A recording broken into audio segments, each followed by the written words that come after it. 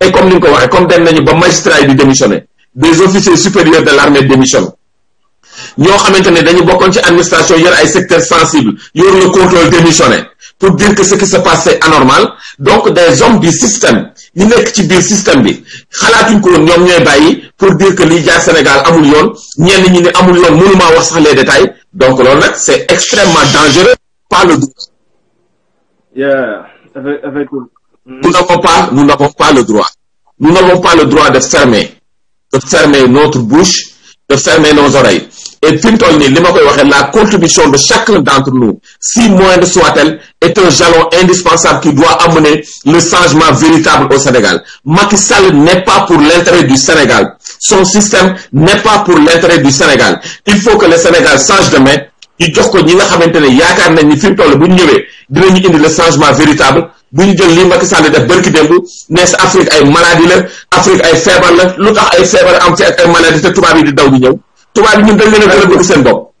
Donc c'est un discours maladroit, c'est un discours de complexe, c'est un discours d'un président qui ne comprend pas les enjeux du monde et qui ne comprend pas les enjeux de l'Afrique. L'Afrique est debout et elle restera debout et il dira non à cette forme de domination bi nga xamante ne pouvoir boo ko bëgg a introduire bëgg ñu indi ci système boo xamante ne dañ naan ne fermez vos bouches, fermez vos oreilles, fermez votre visage ñuy def li nga xamante ne moom la ñu bëgg a def di jël réew mi takk suñuy loxo yeew suñuy tànk takk suñuy gémmiñ ngalaat ñu jébal ñu nasaraan bi li Serigne Touba doon bañ on continuera à le refuser li suñu maam El Hadj Malick Sy doon bañ on continuera à le refuser li suñu maam Limamou Laye doon bañ ba ñu déporté ko à Gorée on va continuer à le reposer li ñoom Lat Dior Alboury Ndiaye li tax tey jii mu dëkk à Dosso nekk fa nga xamante ne daf doon bañ nooteel les Sénégalais vont continuer à le refuser. Macky Sall moomu ñu xam nañu fi mu juddoo xam nañu fi mu jógee li ngay wax rek jógee de famille extrêmement pauvre ñëw jël Sénégal piétiner leen taxaw seen kaw mais Sénégalais yi mënuñu ko nangu et ça ne passera pas. Il faut que les gens se mobilisent képp ku ci nekk nag xam ne le changement ce sera lui nañu jëli suñu carte électeur yi nañu ko téye le jour ci nañu dem décider wu ne li nga xamante ne mooy am Sénégal il faut que ça s'arrête. Loolu daal mooy li nga xamante ni mooy un message que nous devons donner à l'ensemble des Sénégalais. Le combat continue nañu dem ci li nga xamante ni moom mooy lii système bi mu jeex pour que Sénégal mën a dugg ci loxo yoo xamante ne ay loxo yu ëpp ayib la te loolu moo war a doon le combat des Sénégalais qui sont à l'étranger mooy le combat des Sénégalais qui sont à 1 million marche. Ça doit être le combat de tous les citoyens sénégalais. Mobilisons-nous en un seul homme pour dire, comme j'ai l'habitude de le dire, enough is enough. Situation bi dafa war a jeexe ci wala mu jeexe ci ne loolu daal saa mooy li nga xamante ni moo war a am. jërëjëf doyen ci ni nga ko waxee yaakaar naa ne loolu dafa loolu ci ni ma ko jàngate xam naa ne dafay laaj un rapport de force parce que comme ñoom duñ ko nangu te vraiment man gisuma ni c'est le moment pour nit ñi dem ak moom ci élection parce que dafa am ay critères yu fi tege yoo xamante ne bi mooy ni nga ko limal léegi yoo xamante ne bi maanaam barrière yow fekk jéggiwoo ko mën a dem ci élection te gis nañ ni amu ci benn dum ci saafara amu ci benn bi gën a rëy nag bi gën a rëy xam nga sax ay parrainage kooku maanaam segg la boo xam ne da koo teg maanaam pour jàkkaarloo ñu bëgg a jàkkaarloo mais yaakaar naa nit ki xam nga kenn ku ci nekk ñun da ngaa juddoo fi nga war a juddoo màgg fi nga war a màgg yoroo fi nga war a mën a mais yaakaar naa suñ bëggee ànd man ak yow wala ñu bëgg ànd man ak kenn yaakaar naa li ñu mën a boole mooy aw këyit maanaam li ñuy wax règlement intérieur boobu ci élection mooy lan fichier électoral mais fichier électoral boobu dañ ni 6 mois avant les élections mais leader politique bu ci nekk am nga sañ-sañ pour càmbar ko wala pour joxe ci sa xalaat mais fichier électoral boobu bu ñu demee bañ ne léegi ñun dañuy toog ni 2 semaines avant la ñuy jox fichier électoral boobu mais 2 semaines avant mais kooku kenn mënu ci def dara kooku mooy bugguma yow nga xam ci li may dox wala ci li may dala ñu taxaw fii xam nga comment il s'appelle encore l'autre le gars l'ancien ministre du PDS taxaw fii bind fi lettre ni barama y a 3 Union européenne ni bien vrai que ñëw ngeen ba def seen càmbar ci fichier électoral mais on a 3 fichiers électoraux moom la Aly Ngouille Ndiaye taxaw fii di ko weddi bët gi dem mais dina matt ak du matt mais bul jox sa loxo ñoom loolu lañ ko bëgg a def mais nit ki nag pour nga vérifier li nga doon wala li nga am ndax wér na wala wérut mais da nga ko war a génne nit ñi xam li ci nekk ci fichier liñ ci nëbb lan la man franchement moo kooku moom man lu ma gëm la waxuma ñàkk gëm ci ma ñàkk gëm parrainage mais damaa gëmul sax ni élection ñoom war nañ ko mën a taxawal jamono ji ci loo xamante ne bi maanaam juróomi mbir nga fi yoo taxaw yi juróomi mbir yoo xamante ne bi maanaam benn la ci Macky Sall jéem saafara fichier électoral bi disponible carte d'identité carte électeur yi disponible am na ci ñoo xam ne dañuy jot seen carte am na ci benn femme bu nekk Europe mais carte électeur dañ koy bind ne peut pas voter te nee na moo ma juddoo ba léegi maa ngi voter mais c'est vrai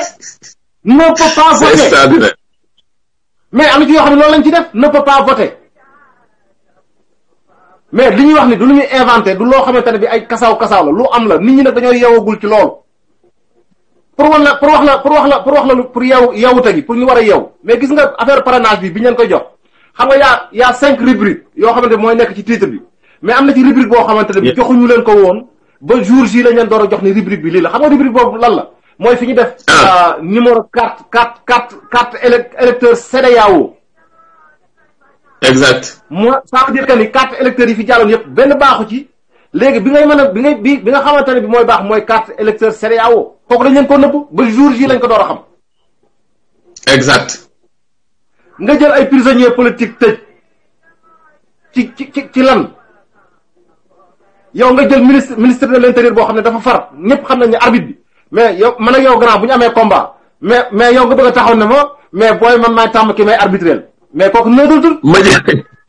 ma jël buuna sama doom def ko arbitre. ma jël buuna sama doom def ko arbitre. waaw mais loolu xel est-ce que mais damay toog ba mu yàgg ma ni mais opposition est-ce que ñoom ñi ngi xalaat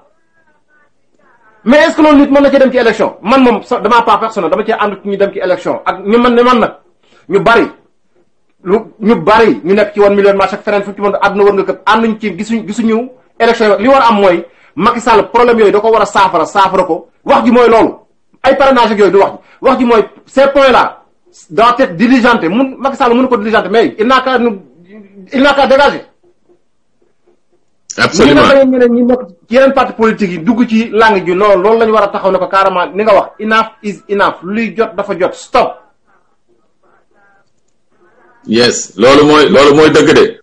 kenn nit wala un groupe de personnes mun ñoo taxaw faire face à 15 millions de personnes it's not possible. it's not possible mënul ne. moo tax nit ñi aussi. kenn ku ci nekk ci ñun gis nga lii nii du toog di wax rek wala am temps pour toog di wax. nit ñi méttee kenn ku ci nekk ci ñun da ngaa war a toog am nga famille nga yee ci sa famille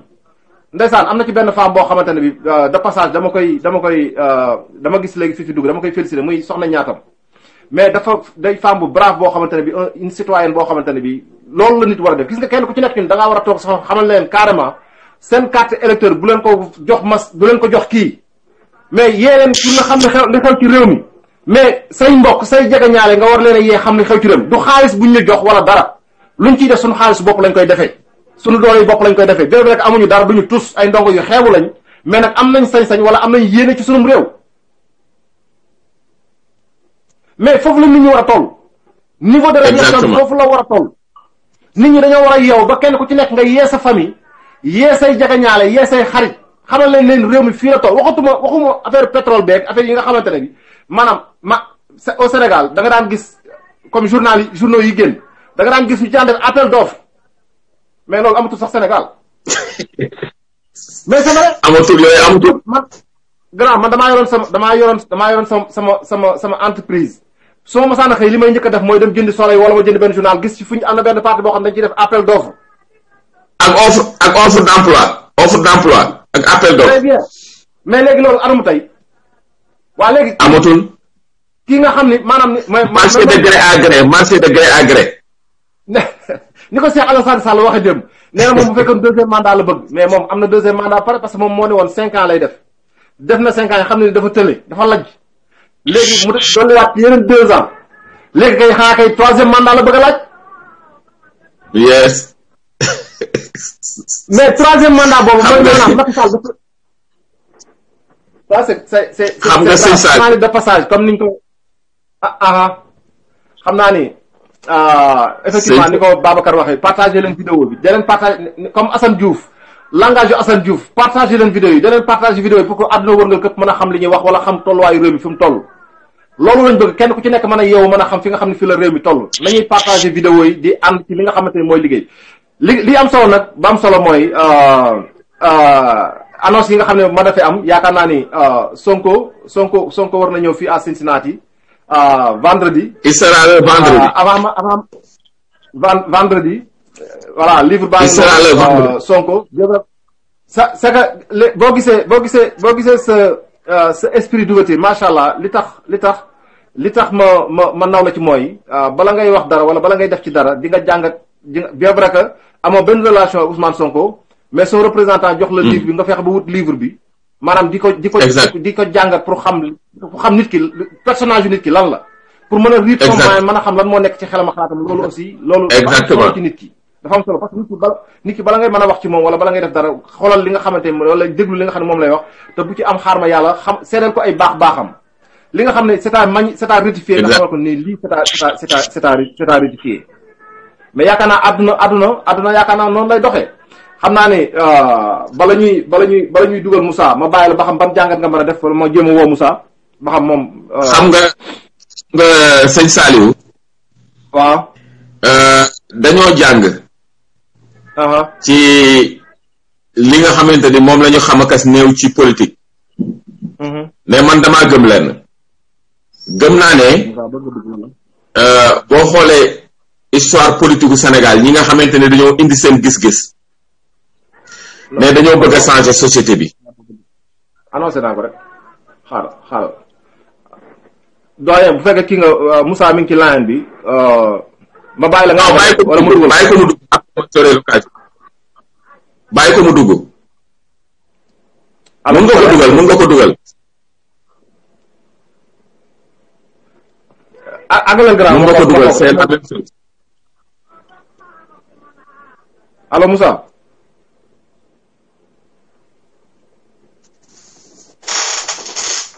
yaa may dégg ok I'm here Moussa yaa ngi ci biir live bi comme ni ma ko waxee Moussa Sall c'est le représentant de Ousmane Sonko fii à Cincinnati comme ni ñu koy waxee rek live bi ñëpp lañ fi dalal amul ku ñuy boddi wala amul koo xamante ni ñu fi dalaloon Mamadou Diop Decroix dalal fi keneen ak keneen parti yëpp fii am amul benn parti boo xam ne dinañ ci am xarma yàlla ak yow wala dinañ ci am benn kii benn kii ak kenn si bien que képp koo xamante ne bi bëgg nga ñëw wala bëgg nga dugg si ci xeex bi nga xamante ni moom la ñuy xeex wala li nga xamante ne bi Sénégal rek moo la ñor vraiment tu es la bienvenue kon ci biir loolu ci la waaw Moussa ci biir loolu ci la ñuy dalale Moussa Sall bi nga xam ne mooy le représentant de Aliou Sonko fii Ousmane Sonko fii à Cincinnati mooy comme ni ma ko waxee rek nga xam ni c'est un phénomène de l'arène politique actuellement kenn natabletu ko ñu bàyyi Moussa mu def sa présentation ci ñëw bi nga xam ni Ousmane Sonko war na ko ñëw fii à Cincinnati Moussa yaa ngi ci live bi en direct ci live bi. ok Saliou jërëjëf merci Saliou merci Birane ci accès bi ngeen ma bàyyi ci seen live je pense que seen live bi déglu naa ko sànq parce que c'est très important pour suñu démocratie Sénégal. le volume est bon.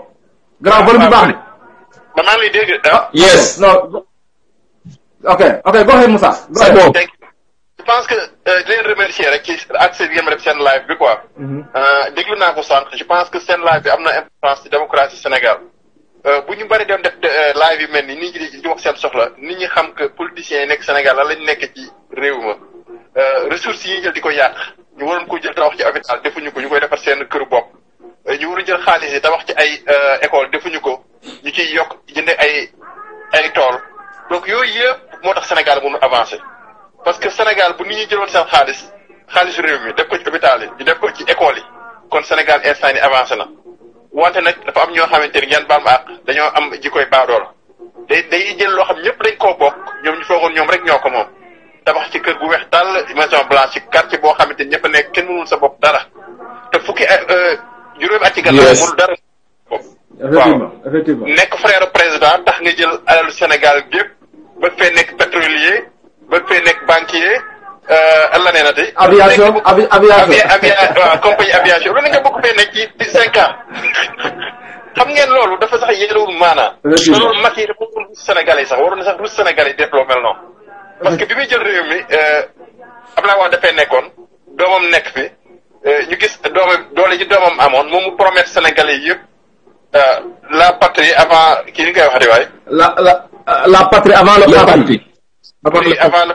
non xaaral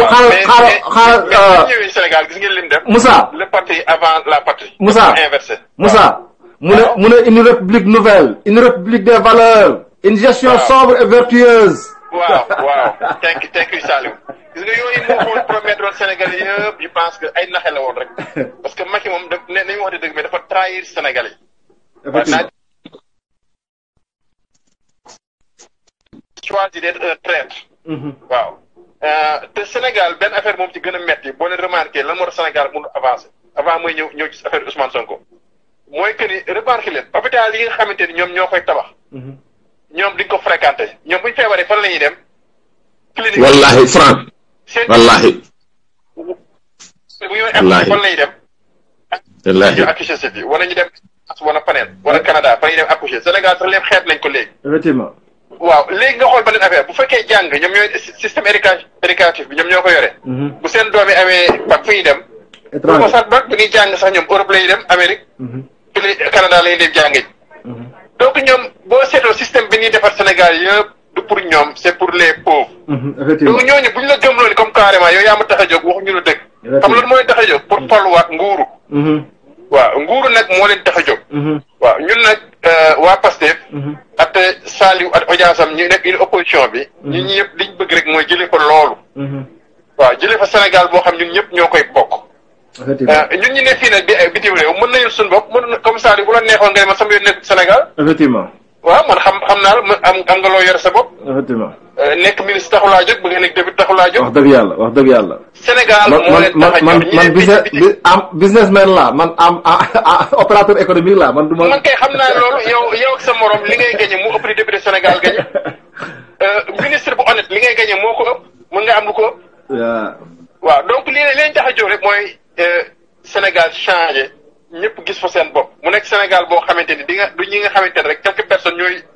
ñëpp dañuy liggéey baadoo dañuy liggéey ay quelques personnes di ko dundee loolu lañ bëgg mu jeex Sénégal. golo di bay baabu di dundee. waaw ñun nag waa Pastef comme nag Saliou ak ñeneen ñi opposition ci loolu lañ nekk. effectivement waaw ñi ciy profité wàll nag aussi di leen yëgal comme quoi que Ousmane Sonko dafa war a ñëw vendredi bii di ñëw incha allah. à 6h30. ok waaw képp koo xamante ne bëgg nga assister dinañ envoyé adresse bi nga gis ko. effectivement. léegi aussi loo ci bëgg a xam mën ngeen ma téléphoné 513 728 0990 Moussa. waaw kon daal yéen a ko déggandoo gars yi Sonko dina fi nekk vendredi à 6h30. mais est-ce que am nga comme benn programme ci voyage bi muy def au niveau des États-Unis pour ñu nekk ci pare mën a xam aussi wala en Europe wala fenn. ok loolu mën nañ leen ko envoyé je pense que mën naa ci wax bu gaaw rek. mën naa cee wax. jeudi lay ñëw New York. ok waaw jeudi soir dina visiter foofu New York. ok vendredi mu ñëw Cincinnati. ok incha allah aussi vendredi bëgg nañoo julli ji fële ci jàkkee Mouride. kër Cheikh Ahmad Bamba gi. incha allah. fa lañ bëgg jullee vendredi at moom. ok buñ fa jógee daal di ca ngoon gi nag dañuy def salle bi bu ñuy defee conférence bi. ok bu paree vendredi samedi dafay delluwaat New York. ok waaw samedi fa la war a defee conférence bu mag New York. ok bu fa jógee dimanche mu dem Canada toog dimanche Canada lundi mardi ba mercredi mu jógee mu ñibbi Sénégal. mais loolu laa wax ma ne Cincinnati daal ñun am nañ loo xam ne xamuñu ko quoi. mais Cincinnati ñun li ñu am macha allah da ngay gis ni lu dugg États-Unis vraiment da ngay gis ni à part New York point cible bi Cincinnati lay doon. kon waa Cincinnati war nañoo gën a mën a dollee suñu bopp war a gën a mën a góorgóorlu suñu bopp. bu fekkee ñun nag ñun comité d'organisation sérieusement beral nañu loxo parce que 3 jours rek lañ amoon pour US. effectivement. waaw buy jeudi ba vendredi samedi donc ils ont choisi comme Ohio dafa bari ay Pastef members. ñu ne nañ ñëw Cincinnati. effectivement te Cincinnati bi aussi dafa bari ay Sénégalais yu fi nekk je pense après New York mën naa ne. Sénégalais boo boolee Columbus ak Cincinnati moom. non ginnaaw New York. Ohio mooy au niveau des États-Unis Ohio mooy zone bi ëpp ay Sénégalais. mais loolu aussi liggéey moo koy maye parce que bu ngeen liggéeytoon lu def la promotion de Ousmane Sonko fii à Ohio yaakaaruma ni di ngeen fi am reconnaissance boobu kon seen taxawaay yéen it vraiment c'est à magnifier yow di la doolee jaajëfal di la doolee encourager aussi ni xam ni loolu ñun ñëpp Sénégal moo ñu ñor mais dans la main ñu xeex bi te suñu borom mën nañoo dimbale di leen wax félicitations xam naa man nag vendredi bi ci ngoon gi damaa war a gont mais ci suba gi lu may mën di def danaa avant julli jumaa ji dinaa jéem a ñëw gisanteeg yéen saafante parce que vraiment nit ki su la yëgee ba jox la invitation moom vraiment xam naa ne bu may ñëw danaa la indaale sama doyen bu ko defee mu toog foofu def ni li ak yéen vendredi bi du liggéey mais mu yes je vais te représenter 10 personnes yow moo la war a représenter 10 personnes il faut que il me 10 personnes amul benn problème maa ko jox invitation personnelle invitation bu ko ci boole amul benn problème il serait inchallah il serait Moussa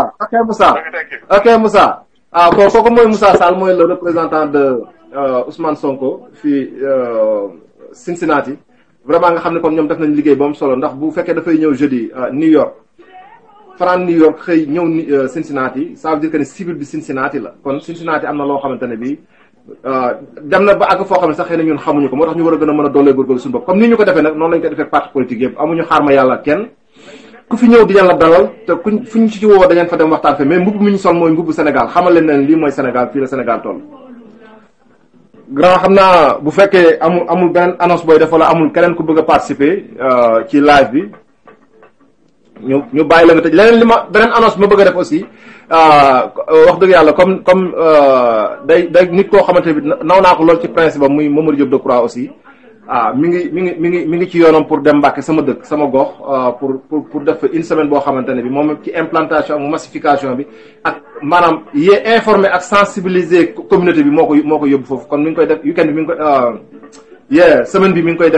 koy def Mbàkke di xamal ñi dëkk zone boobu ñëpp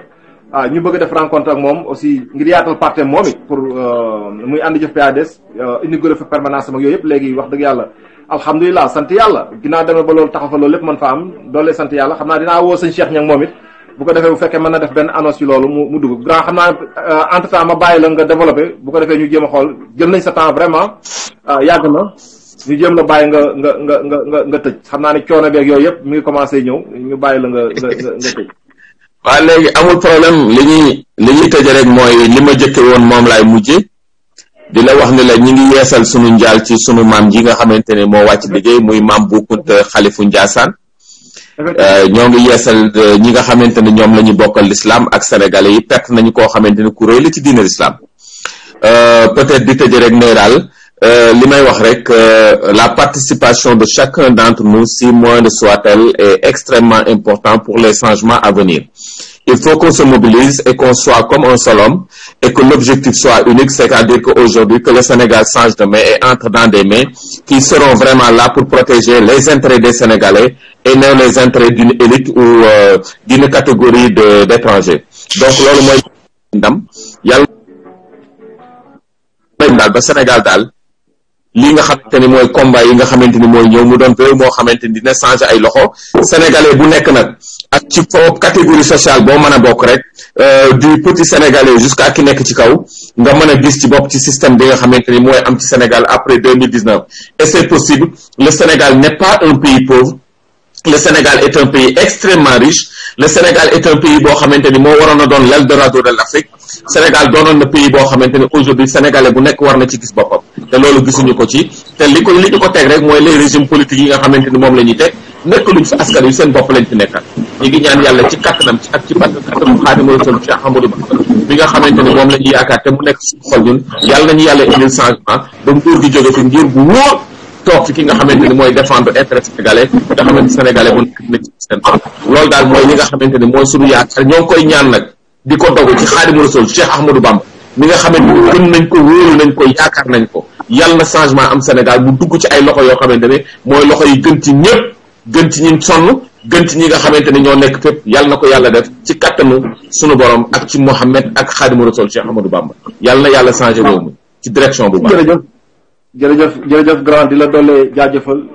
ci sa ñàkk ci ñaan ak ci sa teewlu di ñaan suñu borom yokk xam-xam bi yokk fan wi yokk wér gi yokk disponibilité bi wax vraiment un citoyen bi nga xamante ne bii lii du fi rek lañ koy defee citoyen la boo xam ne fépp fu ñu ko woo pour Sénégal maa ngi fay toog di fa àddu di fa wax di fa yee nit ñi ndax ci dalam ci suufeem ak ci rafet xalaatam di la ci doole jaajëfal di la ci doole remercier ci sa disponibilité ak lépp comme ni nga ko waxee rek fi nga tëjee foofu laay mujjee yaakaar naa ni Sénégal doonatul réew mu ndóol Afrique sax laay wax doonatul réew mu ndóol parce que ñoom nasaraan suñu demee ba xam ni l'avenir du monde c'est l'Afrique kon Macky Sall su demee bay toog di wax li tey c'est contradictoire loolu nag mooy li may baaxoo wax rek le développement de l'Afrique ne pourra se faire que par les Africains les panafricains dañoo war a xool ñi nga xam ne c'est des panafricains ñoo xamante ne bi ñoo am xel meeg xalaat bi ñu jox leen li nga xamante ne bi mooy Afrique am na ci bari yoo xamante ne bi dañ ko war a dépasser am na éco yu bari yoo xam ne dañ ko war a dindi suñu bopp te boo li may wax unité bi boole xel yeeg xalaat yi maanaam kon ku ci nekk ñun fàttali say égo diggante ak sa morom fàtte parti politique bu fekk ni fii laa bokk fàttali leen parce que loolu dafa yàgg Sénégal bu demee ba naan le pays de la teranga am na lu tax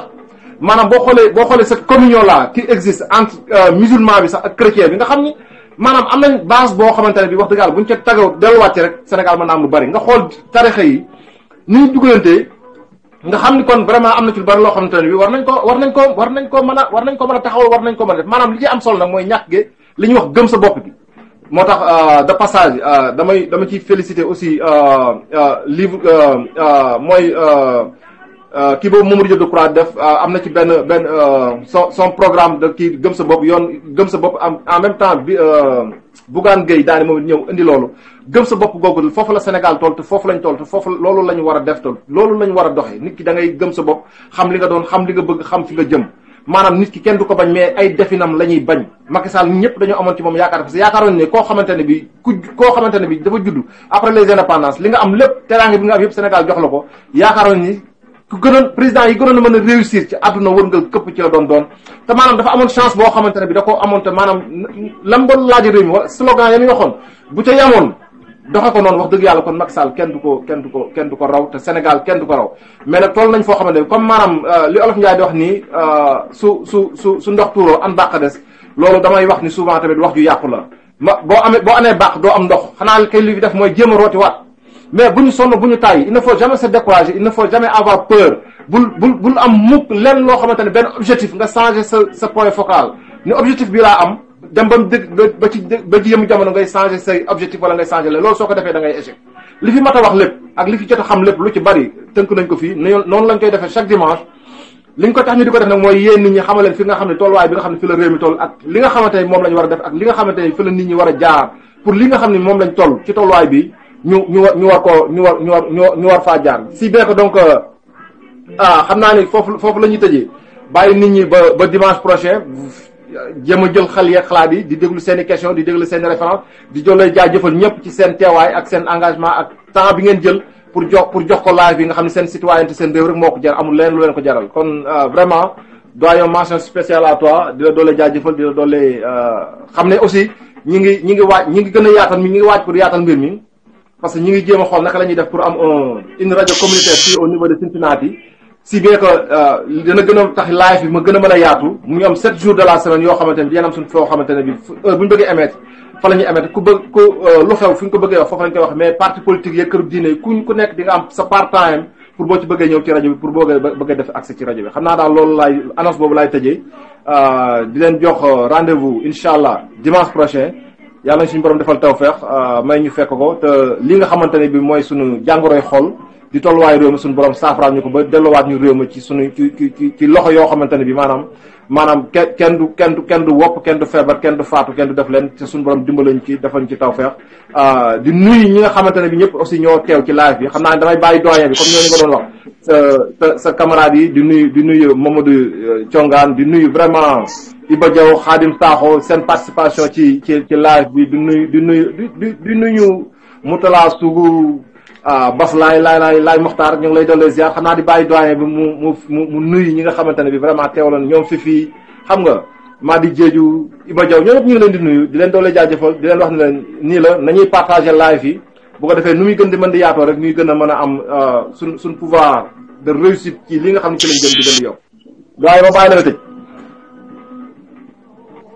waaw sëñ Saliou kon li nga ko waxee rek ñoo ngi nuyu suñu gars yi leen sargal di ñaan yàlla ñu yàlla may jàmm àddina ak alaxira barke diine l'islam barke yeneen tedd ba barke Cheikhul Ahmadou Bamba Khadimu Rasul suñu wasila ñoo ngi ñaan nag ñi nga xamante ni samay xarit lañu ñi nga xamante ni bu ma leen gëjee gis ak léegi ëpp na 20 ans xamante ni ñooy génération man ak ñoom Talla Sylla ak gars yi nga xamante ni moom laa gis léegi muy Tamsir Faye nga xamante ni nous avons fait la coordination des étudiants de Dakar dans les années 88 nga xamante ni temps yooyu pouvoir Abdou Diouf lu nekk proposé nañ ko ku bëgg a dugg magistrature fii day di wax ak yéen ak ñi nga xamante ni ñoom ñooy Chérif Watt ñi nga xamante ni ñu nekk France sama xarit yi nga xam ne dañu installé wu France je les ai perdus de vue depuis plus de 20 ans gisatuma leen ñoom ñëpp nag maa ngi leen di sargal ñoom Iba Diaw gars yi nga xamante ne xam naa leen ñoom ñëpp nous avons partagé une grande partie de notre vie à combattre et à défendre les intérêts des étudiants yi ñu nekk ba nga xamante ne defoon nañ ci liggéey bu am solo ci moment yoo xamante ni moment yu am important ñoom ñëpp maa ngi leen di sargal ce direct là gis seen compte ça me fait énormément plaisir et ça va au fond de mon cœur maa ngi leen di wax jërë ngeen jëf yéen ñëpp ñi nga xamante ni yéen ngi ñu doon seetaan di leen jox xam naa rendez-vous ba dimanche prochain rek sëñ Saliou ñu ñëwaat ci beneen direct incha allah. jërëjëf doyen xam naa ne kon mbokk yi foofu lañ leen di tàggoo xam naa ne ba dimanche prochain incha allah ñu jéem a dellusiwaat rek jéem a càmbar li nga xam ne mooy tolluwaay rek ba fi nga xamante ne bii fi lañ jëm kon mbokk yi ñu def noonu ba dimanche prochain incha allah jërëjëf. ñu bàyyi déglu morceau Youssou Ndour boobu en attendant.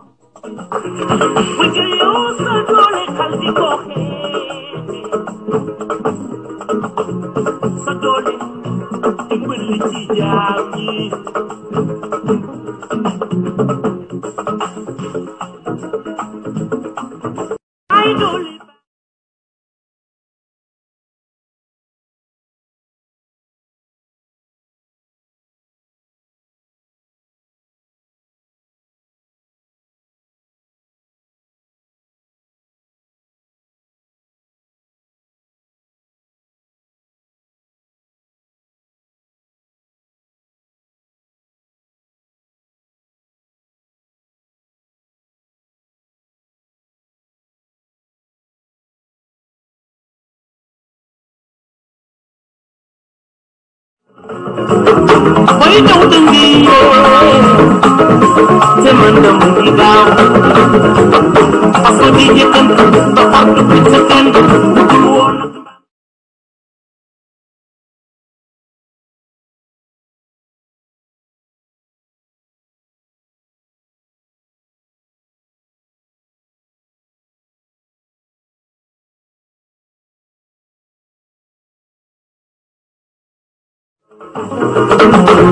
Porque yo solo cambio solo imbali jamni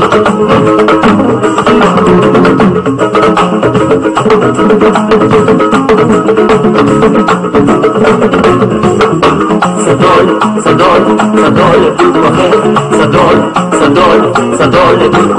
dai dole sahur kenn xamul foo